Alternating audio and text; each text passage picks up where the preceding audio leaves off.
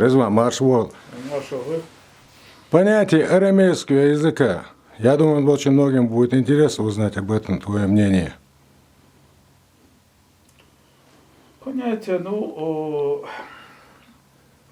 само слово арамейский расшифровывает нам, что такое арамейский язык. Дело в том, что в корне этого слова лежит слово орем. Орем. Орем в переводе на русский язык означает корень. Корень. Вот таким образом, арамейский язык – это корневой язык. То есть это язык, из которого произошли все остальные языки. То есть по-иному его называют праязыком. Вот суть арамейского языка. Суть понятия, вернее. А много людей знают арамейский язык? В смысле, умеют расшифровывать? Я думаю, вопрос некорректный. Значит, никто не занимался исследованием, сколько людей знают арамейский язык. Но я скажу свое мнение. Арамейский язык сегодня не знает никто. В том понятии, чтобы знать его в совершенстве. Есть, сообщения, прошли несколько лет назад в прессе, были публикации, что найдено, село, которое говорит полностью на арамейском языке в Сирии.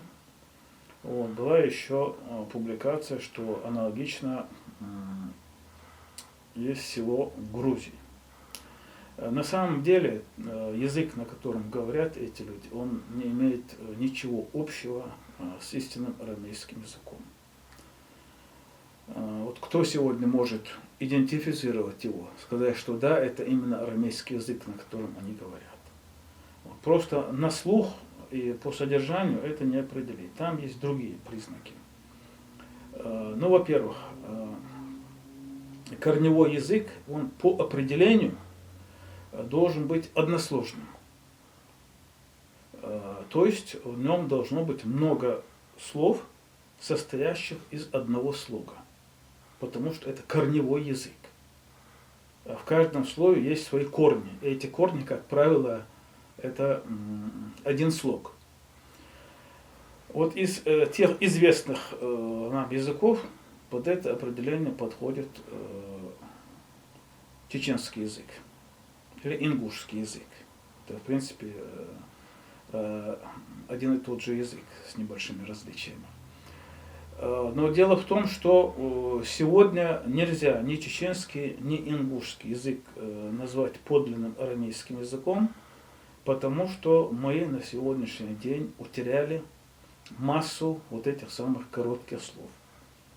Дело в том, что там не только у нас есть слова, состоящие в арамейском языке из одного слога, но и слова, состоящие из одной буквы. И этих слов очень много. Например, слово «х». Мы сегодня знаем его значение как «время». На самом деле есть второе его значение. Это пространство или вселенная. Многие, наверное, слышали понятие пространство-время. В чеченском языке оно обозначается и пространство, и время одним словом «х». То есть это вселенная или материальный мир. Скажем, слово «с» у нас есть. Если мы просто как одна согласная буква «с», то это душа, угол. Есть еще несколько слов, несколько значений у этого слова, состоящих из одной буквы «с». Если мы добавляем туда гласную «а», то получается у нас слово «са». Это выгода, прибыль. Добавляем «и», получается «си», честь. И так далее. И много у нас. Дело в том, что одна и та же буква даже не только у нас имеет значение одного понятия, но и несет в себе несколько понятий. То есть получается несколько слов с разными значениями, состоящие из одной только этой буквы. Баркал.